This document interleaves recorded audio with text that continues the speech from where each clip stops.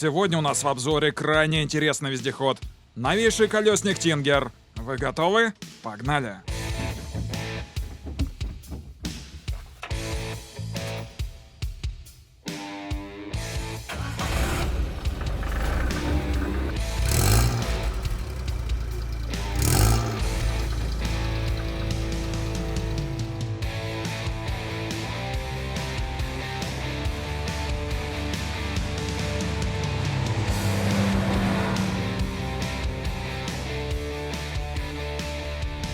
Привет-привет! С вами Review Machines. Угадайте кто? Правильно, ваш привычный голос за кадром. И сегодня мы сгораем от нетерпения показать вам крайне интересную долгожданную машину. Новейший колесный вездеход Тингер.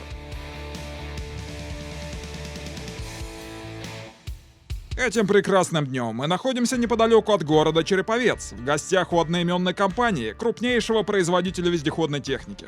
В нашем распоряжении сегодня предсерийная версия, в которой в серийном виде еще могут быть некоторые изменения, но по большому счету мы видим эту машину уже в финальной версии.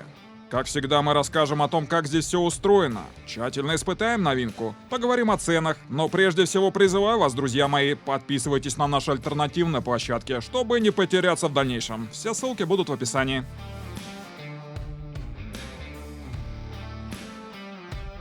Что скажете про внешний вид, друзья? Ну красавец же, а? На мой взгляд, это один из самых эффектных и красивых вездеходов за всю нашу практику. А может быть и самый красивый. Пропорции, линии кузова, оптика. Все сочетается гармонично и приятно глазу. Пишите в комментариях, на ваш взгляд, есть ли конкуренты в плане дизайна. Причем кузов изготовлен из ПНД и стеклопластика. Прочных материалов, не подверженных коррозии, с красивой и тактильно приятной текстурой. Подгонка, стыки, сборка – мое почтение. Если в серии сохранится такой же уровень качества, это будет очень здорово. По своей сути машина представляет собой вездеход на переломной раме. Состоит из двух секций. Спереди кабина с силовым каркасом, сзади кузов или кунг. Длина машины 4260 мм, ширина 2240, высота 2470. Заглянем под капот. Здесь нас встречает автомобильный двигатель Chery. Это трехцилиндровый 57-сильный агрегат объемом 812 кубов жидкостного охлаждения. Интересное решение здесь применяется в трансмиссии. Двигатель работает совместно с вариатором и механической коробкой передач. Тут довольно темно, но для помощи в съемках нам весьма кстати прислали прекрасные фонари Феникс. Очень удобные и мощные. Спасибо большое. Подсветив, мы как раз можем наблюдать вариатор. Заглянем снизу и видим, что момент от двигателя передается на вариатор. И далее карданом на механическую пятиступенчатую коробку передач, установленную продольно и передающую момент на передний и задний мост. Мосты используются газовские, доработанные, опционально устанавливаются электроблокировки. Передний мост, как видим, зашит в броню. Специально для этого вездехода разработаны шины в размере 1400 на 650 с оригинальным рисунком протектора. Шины бескамерные, на дисках с бэдлоками. Опционально в диске установлено доп-баки. Помогать сегодня в испытаниях вездехода нам будет Александр Алексеев, создатель концепта и призер многих вездеходных соревнований. Ладога Трофи, битва вездеходов, вездеход Трофи. Прежде всего посмотрим, как работает гидрообъемное рулевое управление.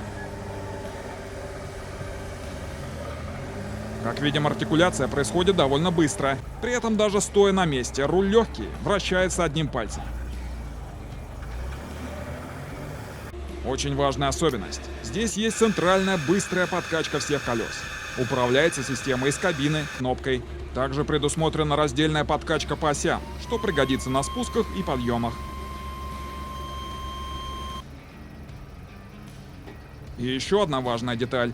Из кабины предусмотрена механическая блокировка скручивания рамы, что очень полезно при движении по воде, например.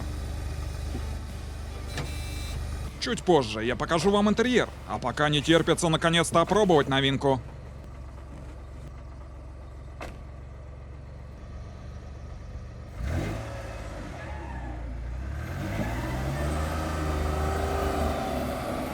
Итак, мои самые первые впечатления. Прежде всего, надо отметить привычную автомобильную компоновку. Все органы управления на своих привычных местах. Времени на привыкание практически не требуется. Сразу же ощущается тяга мощного двигателя.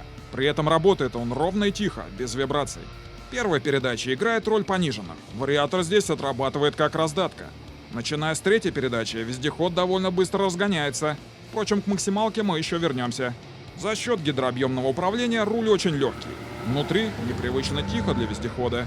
Сиденья комфортные. Сидим высоко, обзор шикарный, предусмотрены зеркала заднего вида. Единственный недостаток, который я для себя могу отметить, это маловато места для коленей. С моим ростом 1,89 м я зачастую упираюсь ими в торпедо. Но в целом вездеход, конечно, по-хорошему впечатляет. А сейчас покажу еще ряд интересных особенностей.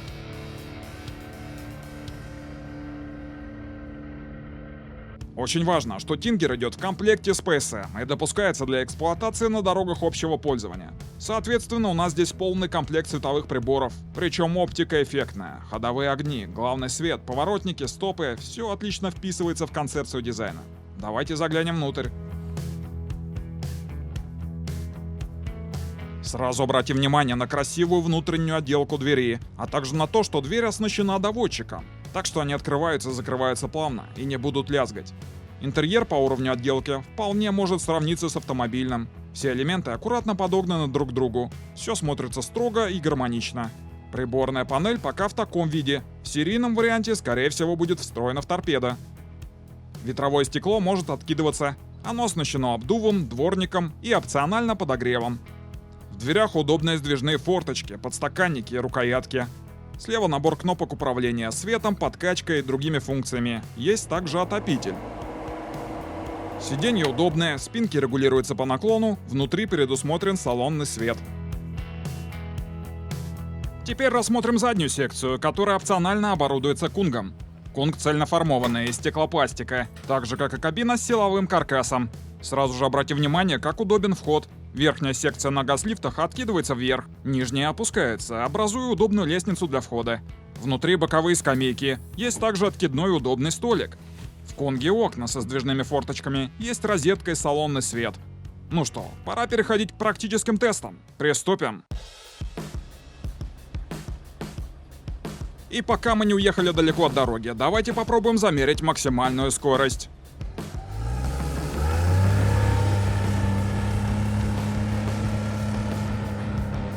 Вообще большинство вездеходов, особенно на сочлененной раме, вряд ли могут похвастать высокими скоростями. Прелесть их в другом, но за счет мощного двигателя мы разгоняемся довольно шустро. Максимальный результат, который мы увидели на нашем GPS-спидометре — 53 км в час. Ну и пора сворачивать с хорошей дороги в сторону бездорожья, где нас ждут самые интересные тесты.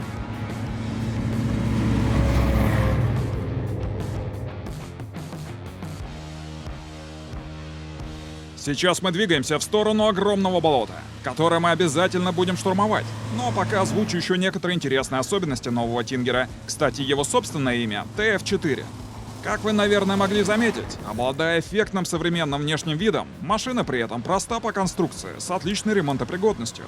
Используются только новые комплектующие с минимальными доработками. Вся внешка и интерьер — цельноформованные детали из пластика и стеклопластика. Минимум стыков и зазоров, никакой коррозии. Все можно мыть под струей воды. Полноценный автомобильный двигатель дарит качественные ощущения от езды. Уверенная тяга, низкий уровень шума.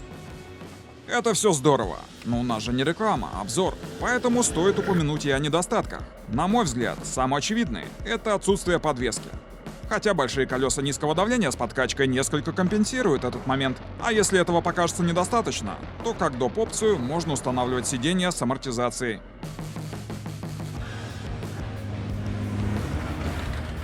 Еще раз повторюсь про такой важный момент, как наличие PSM в комплекте и всего необходимого для движения под опом. Света, зеркал, ремней безопасности. Машина сертифицирована по категории А2. Это большой плюс. Хотя для транспортировки на дальние расстояния компания Тингер производит также прицепы специально для этой модели.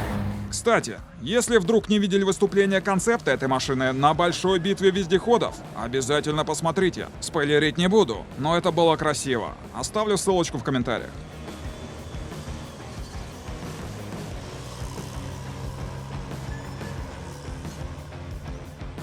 Тем временем мы наблюдали за радиусом разворота. Впрочем, как у всех вездеходов с сочлененной рамой, он здесь достаточно большой. В зависимости от накачки колес, клиренс у вездехода от 500 мм. Это позволяет карабкаться через серьезные препятствия, как, например, вот эти бревна. Большую помощь в такие моменты оказывает трансмиссия, коробка передач и вариатор. Вариатор обеспечивает дополнительную редукцию на каждой передаче. В результате минимальная скорость 2 км в час. По паспорту Tinger TF4 способен преодолевать спуски и подъемы крутизной до 45 градусов, выдерживать боковой крен до 20 градусов. Раздельная подкачка по осям также будет весьма кстати на спусках и подъемах для уменьшения наклона машины при взятии препятствия.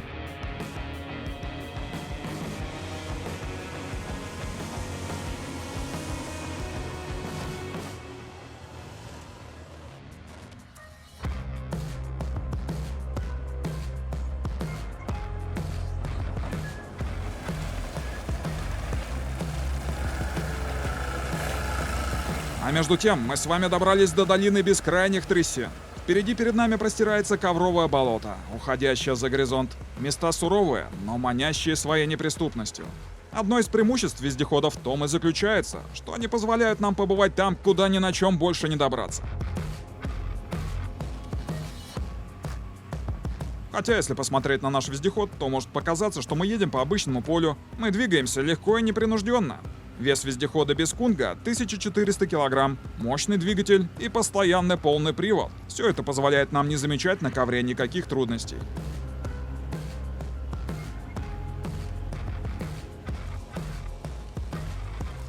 Здесь нам предстоит преодолеть очень интересное препятствие. Это так называемое окно в ковре. С виду выглядит как обычный участок с грязью. Но на самом деле это бездонная трясина, провалиться в которую на неплавающей машине крайне не хотелось бы. Но у нас вездеход плавающий, так что как минимум не утонем. Давайте понаблюдаем, как справляется здесь Tinger.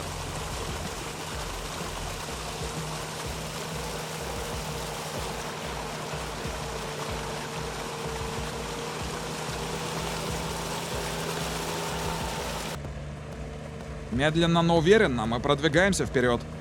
Вариатор позволяет точно дозировать тягу. Новые шины отрабатывают эффективно. Не лишними будут и опциональные электроблокировки в мостах. Ну и надо отдать должное водителю. Александр обладает богатейшим опытом в вездеходных соревнованиях, так что здесь у препятствия попросту нет шансов. Заметим, кстати, как ярко проявляется одно из преимуществ сочлененной рамы.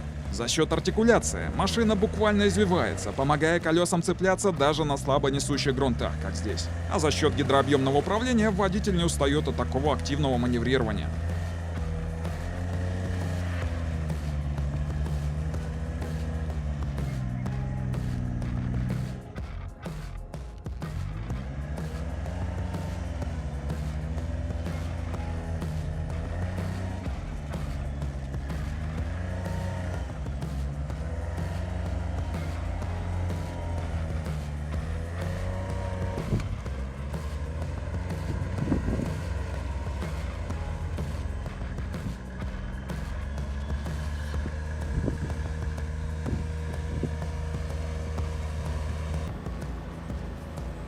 Тем временем, перед нами кульминация нашего небольшого путешествия. Затерянное среди долины болот красивейшее озеро. Как вы уже догадываетесь, именно здесь мы будем испытывать плавучесть вездехода.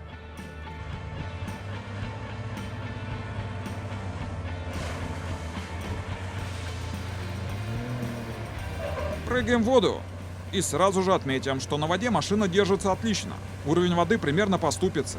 Правда, будем объективны, это без груза. Как видим, в стоячей воде вездеход плывет достаточно шустро. По паспортным данным, скорость на воде заявляется до 5 км в час.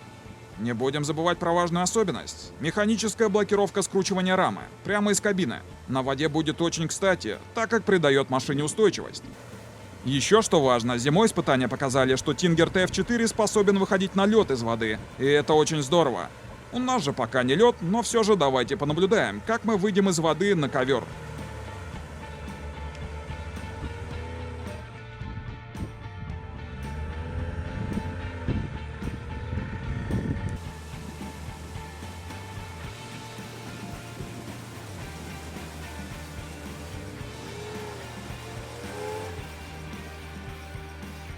Что ж, друзья мои, у нас время для нашей любимой рубрики «Разговор о ценах». Как обычно, я называю базовую цену без доп. Опций на момент подготовки этого видео. Итак, базовая стоимость вездехода Tinger TF4 с PSM, с учетом колес, кабины и многого другого, от 1 миллиона 900 тысяч рублей. Полный перечень оборудования, которое входит в стоимость, уточняйте на сайте, ссылку я дам. И на этом наш ролик подходит к концу, но прощаться мы по традиции не будем. Увидимся в комментариях прямо сейчас. Пишите, как вам техника, друзья, что понравилось, а что не очень. Спасибо, что прокатились с нами сегодня. Подписывайтесь на канал, а также на все остальные наши площадки, чтобы не потеряться в дальнейшем. Оставайтесь с нами, впереди много интересного. До встречи.